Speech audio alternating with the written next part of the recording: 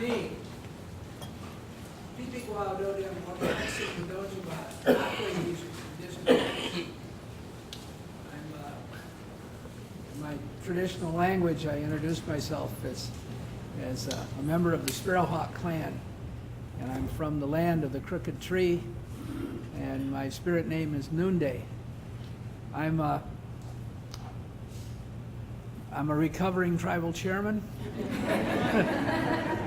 I spent 14 years as the chairman for my tribe, during which time we went from not being on the list of federally recognized tribes to gaining that. We had a bill that was passed by the U.S. Congress that didn't restore our recognition, and it didn't grant recognition. Rather, it reaffirmed that we'd always had it. And to this day, I believe it's the only bill of its kind that was done, and that was for both the Little Traverse Bay Bands of Odawa Indians and the Little River Band of Ottawa Indians. We were on the same piece of legislation. We did that in a variety of different reasons why we were working on that, but that was during that time when we were working on that, back in the early 90s, when we had a grant through the Administration for Native Americans. And we wanted to, we had to do part of our grant was to do a community meeting on constitutions to help us figure out how we would want to form our constitution. We had a constitution, an interim one, but we wanted to draft a new one. And so we were looking around trying to figure out how we could get somebody to help us with that. And I was talking with our attorney from Michigan Indian Legal Services, and we got to talking, and we were looking at this book called The Nations Within, and thought, gee, you know, we ought to get somebody who can talk about this. And we talked about it, and somebody said, I forget which one of us said, well, why don't we just ask Vine? Well, sure enough, we ended up asking Vine to come, and he came. And he spoke to us about how our Constitution might be organized, and gave us, it was a really good beginning understanding of the things that we ought to put in and what maybe we shouldn't, and how we should be thinking about not making the mistakes that were in all the IRA constitutions, and trying to create what Vine described as the interface between our people and the other governments that we were going to deal with, and that the Constitution really helped create that interface. And so we did that, and that's how I got to know Vine Deloria. And he got very interested in our situation, because we'd been fighting a 120-year legal battle over whether we existed or not. Because we'd signed the Treaty of 1836, the Treaty of Washington, which covered a large area of what's now the state of Michigan. The year after that treaty was signed, Michigan became a state in 1937. But they couldn't have done it without having a substantial part of the state been already dealt with in a treaty. In a subsequent treaty, the Treaty of 1855, which I understand is about the same as the Treaty of, is it Point Elliott, I believe, from here, about that same time, we had, we signed a subsequent treaty. And the government had done this really interesting thing. They got all of the Ottawa and Chippewa bands from this area of Michigan that they wanted to sign this treaty. The government created the nation of Ottawa and Chippewa Indians in their own minds, and they had all of us sign it as that nation. Well, we didn't all talk to each other all the time, and it was a big area. And so when the Treaty of 1855 came along and we were getting ready to do another treaty, at our request, that nation was dissolved, because we wanted to deal directly with the federal government again. We felt that that's the way we should be doing it. And so there's a provision in that Treaty of 1855 that said the nation of Ottawa and Chippewa Indians is hereby dissolved, and the powers revert to the local bands. Well, the government promptly forgot the second part of the sentence. And they looked at the first part and said, hey, you guys aren't Indians anymore, you're dissolved. And they started trying to treat us in that way, but they kept doing, our children kept going to school, to Indian schools and all the other stuff. We still clearly were Indians, and yet they weren't quite sure about our status. And so for about 120 years, we fought this battle over whether we existed or not. And that battle culminated with the passage of Public Law 103-324, which was the Reaffirmation Act for the Little Traverse Bay Bands of Odawa Indians and the Little River Band of Ottawa Indians. Well, it was early, as that bill was just being introduced, that we had this Constitutions meeting at our tribe, and Vine got very interested in our case and volunteered to be the lead testifier at our hearing before the House on the legislation. And he and I became friends through that and continued a friendship till up to the time of his death. There were several things that came about through this. That Vine had come to Michigan and toured with one of the elders from one of the tribes further to the south of us back in the 50s. And when they went around in the late 50s, early 60s, they'd gone around, and Vine told us that when he got there, he found Indians living in cars with outhouses and people living with dirt floors. And we were in pretty poor condition economically, and this largely was due to the fact that the government didn't recognize our fishing rights. And so when we went fishing, if they got caught, well, they'd take our boats and our nets and everything. And we had people who fished their whole lives, and they'd have to go out in boats at night. It's dangerous enough to fish in the daylight, but fishing at night, because otherwise they'd get caught. And if they did get caught, they'd get arrested and they'd lose everything, and then they'd have to start over. And so it kept us in a really poor condition for many years, because we live right on Lake Michigan. We've been a fishing tribe, and we also grew corn up in the fields along the lake. Well, Vine's first trip was then. His second trip to visit us was that Constitutions meeting that we had. And he didn't tell us about the first trip when he came there this time. And he helped us out a lot, getting us started on what ended up being this document, which is our Little Traverse Bay Bands of Odawa Indians Constitution. I had it printed in the same format as the U.S. Constitution. You go to Congress, they give you one of these. I'd say, all right, here's one of ours. Because use the same colors and same size, same format. People don't, you could say you have a constitutional government, but they don't believe you unless you actually hand it to them until they see it. And one of the key provisions of this was that all power belonged to the people. And through the Constitution, the people give some power to the government. They reserve the right to take it away or give more. But that the Constitution is an instrument of the people. In many of the old constitutions, all the power originated in the Constitution. And so in this case, we realize where the true inherent authority is. It's in with the people. This also instructs our people, instructs our government to look to our cultural heritage and our history and our language as the focus, as the lens through which all of their actions are to be focused and looked through. It's not something that's just part of history. Because we wanted to try to be sure that we didn't have that, or lessen to every extent we could, the difference between the traditional government and the elected government. We wanted to leave opportunities for them to be connected and to have input with each other and to work together. And that was some of what we did. And that was part of what Vine had helped us achieve. One of the third trip that Vine had to our tribe was when he had he came to our tribal center now. From the time when we had very poor people, all of our records were kept in boxes in people's attics or in their hall closets or under their beds, and we had to have a 50-50 drawing to rent the hall for our meetings.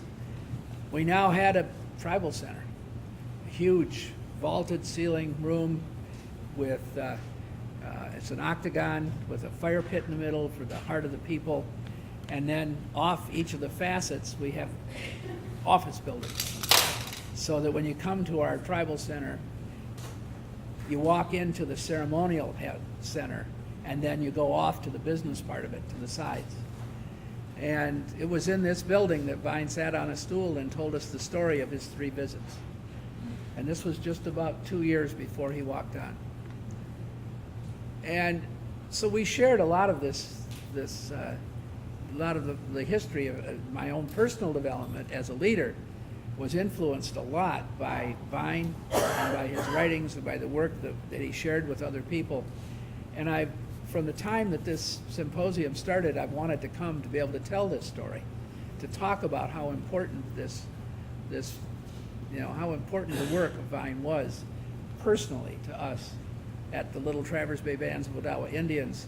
Our traditional name is the Waganuk-Sing Odawa, or the Ottawa at the Crooked Tree Place. One of my great possessions that I have is a photograph. Vine was being honored at the National Press Club, and he gave a speech there a number of years ago. And after that, we all were sitting around, and it was Billy Frank and me and Vine in the front row sitting together, the picture of the 3 of us. And I counted Billy as a friend of mine as well. And we shared a lot when we were particularly in Washington talking about the funding for treaty rights and such, because we also have a lot of issues in the Great Lakes on resource. One of the major, in addition to the U.S. versus Washington case here on fishing rights, there's the U.S. versus Michigan, which is also a major resource case. And the U.S. versus Michigan, the judge there ruled we had a 50% property right in the fish. Well, as we think about this, and a lot of the speakers have touched on these issues and been around this, but our ancestors who signed that treaty didn't say, those are our fish, and we're reserving a right to our fish. Rather, they reserved the right to fish. That meant they reserved the right to sing for the fish, to dance for the fish, to pray for the fish, to catch and eat the fish, but to live with the fish, to have a relationship with the fish. And it's that relationship is the true treaty right. Because under the canons of construction, not destruction, canons of construction, treaties are to be interpreted the way the Indians would have felt about them at the time, how they would have understood them at the time that they were made. And like I said, they didn't say those are our fish. They reserved the right to fish.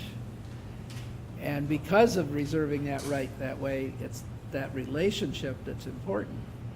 And of course, one of the other things that I learned is out of this book, the U.S. Constitution, Article 1, Section 8, the 3rd clause, the Commerce Clause, which says that Congress shall have the power to regulate commerce amongst the several states with the foreign nations and with the Indian tribes, being the acknowledgement in the U.S. Constitution of the pre-existent sovereignty of tribal governments to the U.S. government and to the U.S. Constitution. And in Article 6, it goes on to say that this Constitution and all laws made pursuant to this Constitution and all treaties made or which shall be made are the supreme law of the land. Nothing in the Constitution or laws of a state to the contrary, notwithstanding, and it also says all judges are to be bound by this. So treaties are not some dusty old document, rather they are the supreme law of the land. So when you look at the treaties being the supreme law of the land, and you look at the treaty right actually being a relationship, not necessarily property, when the U.S. courts, we take a case to court, they interpret our claim as being a property claim. But it truly is a relationship claim as opposed to a property claim. And we've heard that through the several panels throughout these last 2 days. That is such an important point, because it not only deals with the idea of what those treaty rights are, being a relationship, not property, but it carries into lots of other types of things. And you know, I guess the other point is that the United States has declared itself to be our trustee, and through the Marshall Trilogy, John Marshall's rulings in the early 1800s, and through many policy and other decisions since then, the government has declared itself that it has plenary power, although it never says that anywhere, but they've decided they have plenary power over us, and that we have, within this legal system, we're domestic dependent sovereigns. Well, of course, that's how they think about us, but it isn't how we think about us. We know we think a different way. We have a different perspective. But that's how the U.S. government system has looked at us. And so when they interpret this relationship rights that we have, which isn't just to the fish, by the way, but the relationship rights are to the trees, as we've heard here earlier today, to the air, to the stars, to the earth itself, to the water, that relationship with the natural world, as opposed to a property right in it. But the courts, they thus far have not been able to think this through in this way, and they talk consistently, they labeled it as property. Now, I've been trying to raise this issue in several places, and with the state and with the federal government in different places. Mostly people sort of sit back and take a deep breath and say, oh boy, what are we getting into now? But the idea is that when they think of it as property, we get limited. And it narrows the understanding, and in some ways it cheapens it. I think Tom was talking here earlier about commodification of nature. Not just commodification of water, but commodification of nature, and then valuing it in some way, and it takes the personality out of it. It takes that feeling, that intensity of our understanding and the emotion out of it, and tries to put it in little dollars and cents columns so that you can add up. And we all know that it's bigger than that. So to me, a lot of the work that I've done has been through the tribal government. As I mentioned, I was chairman for 14 years, and then I've spent 7 years now since then as the executive director for the United Tribes of Michigan. I work for all of the 12 tribes in the state, working on both regional and local issues throughout the state, but also we work with the Midwest Alliance of Sovereign Tribes and the National Congress of American Indians, and we have ties to the International Indian Treaty Council, and then I've been in several different places for NCAI. I was at the meeting in Alta, Norway, which was the preparatory conference for the World Conference on Indigenous People at the UN. I also was at the World Conference on Indigenous People, and then I've been at several different meetings since then on the implementation of the UN Declaration on the Rights of Indigenous People, including just a couple weeks ago when we were having a consultative hearing at the UN on indigenous nation participation in the UN, not as NGOs, but getting out of civil society and moving up to being as an observer status. We've had, but the issues that come up here, and I want to raise this, and I realize that our time is a bit limited, and so I'm not going to go on too long, but I wanted to talk about the fact that there are both domestic and foreign policy issues for our tribal governments. Too often our governments don't think of this in this way. But domestic policy, of course, is anything that's within the boundary of our immediate territory. But foreign policy is dealing with the tribe that's just in the next state or just down the river. Foreign policy is dealing with the United States. Foreign policy is dealing with the indigenous people of Australia or New Zealand or South America. Foreign policy is when we're dealing outside of our own nations. And it's really important that we have this. In our tribe, we had this person traditionally called Ogimagigado, the chief speaker. And this person was someone who carried the words of the council out to the other places, carried them out. And that was their job, and then to bring stuff back to the council from other places. And it was like an ambassador at large in a way. And that was a role in our traditional councils. And we have that, it's really important that we embrace that and that we have that so that our leaders are able to do these things. As an elected leader, a former elected leader, and I know there's others in here and there's others that are current, one of the things that we commiserate with each other, we have this recovering chairman's club. It doesn't take much to be a member other than you need to be an ex-chairman. But the deal is that whenever we were out doing any of this international work, any of this outside of the immediate scope, we'd get beat up. Why aren't you in your office? Why aren't you at home? Why are you wasting all our money traveling to Paris or traveling to these other places? Why are you doing that? And what would happen is that most people who actually engage, most of the tribal leaders that engage in this work outside, what happens is they don't get reelected. And someone else will get elected who's going to stay home because that's what the people, and they think that's what the people want. But we end up having a lot of issues with that. And I've tried to say that it's important for us to engage, because if we don't engage in these discussions, decisions will be made about us, for us, without us. And there's a lot of examples of things that are happening in that way.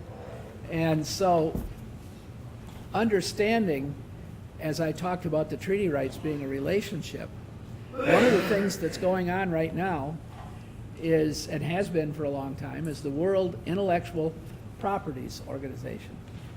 And there's a treaty that they're working on, which it's not imminent, but they've been working on it. And there's some real danger to the way of, if you think about these relationships that we have with the natural world, if they're defined as intellectual property, then what happens is that we can protect them through patents, through copyrights, but those are all things that end.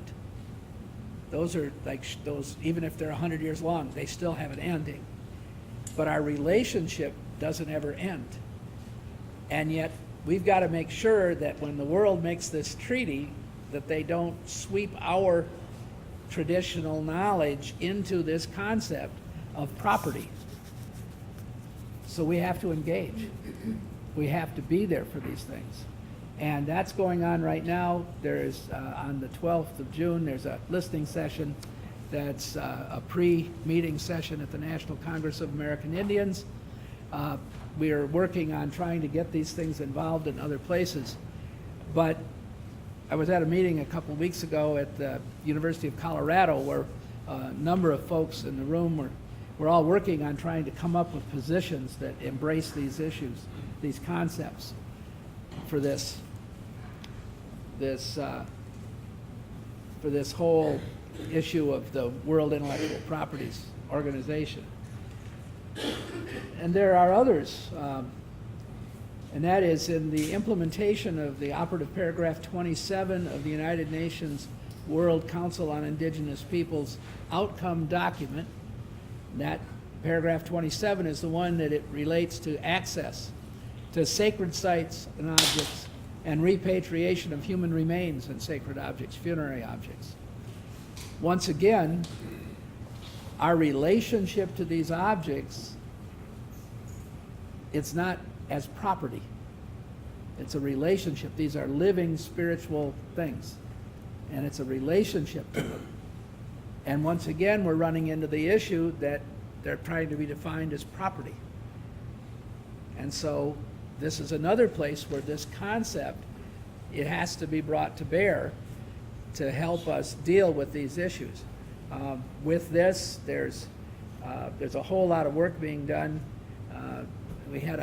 I moderated a session during the UN Permanent Forum on Indigenous Issues a couple of weeks ago on international repatriation.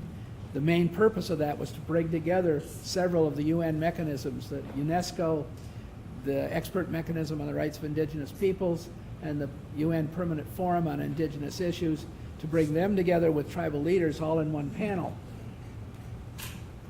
The way we put it is, if just the people on the stage, if nobody else was in the room, it was an important meeting. But there were a lot of other people there to witness it and to ask questions, and that was good too.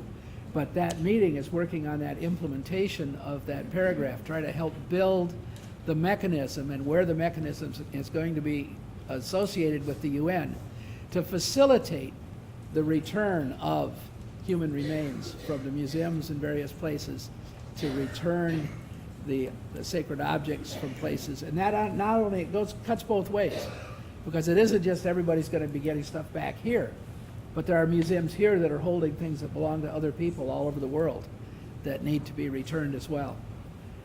But I wanted to talk about that relationship issue and how that relationship versus property. That's really the takeaway from this. It's really an important point, and it's going to become more important for us as we go through the coming months and years. Someone told me during the negotiations for the UN Declaration on the Rights of Indigenous Peoples that it took 10 years just to get an S on the word people.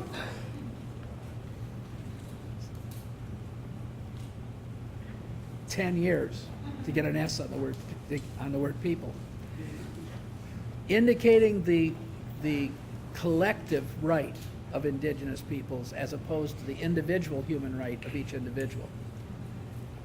That was a concept that was hard fought.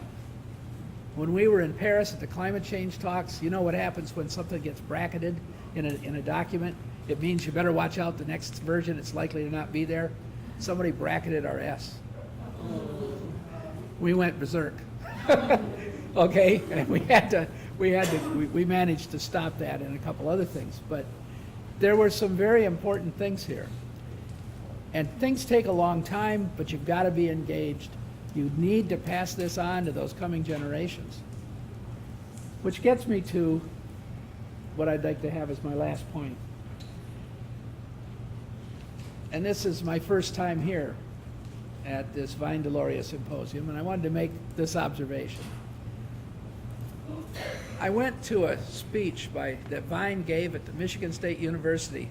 He'd been invited by one of the youth organizations there, and the room was packed. It was a room 4 or 5 times the size of this room, and it was just packed with people just hanging on Vine's every word. And he was a bit tired. He was up front, and he was talking, and he said, you know, it's sort of like this. Custer's at the edge of the village out here, and he's charging. And all you young people, you've run up here to me and say, hey, all you old guys, get out there and fight him. He said, it's your damn turn. Well, you know, I see Hank's smiling. You know, since I've been here, and I've been listening to the presentations and hearing the engagement, a lot of people have taken up his challenge. And it really makes my heart feel good to see that this is going on, and a lot of people are taking their turn and moving things forward. So thank you very much.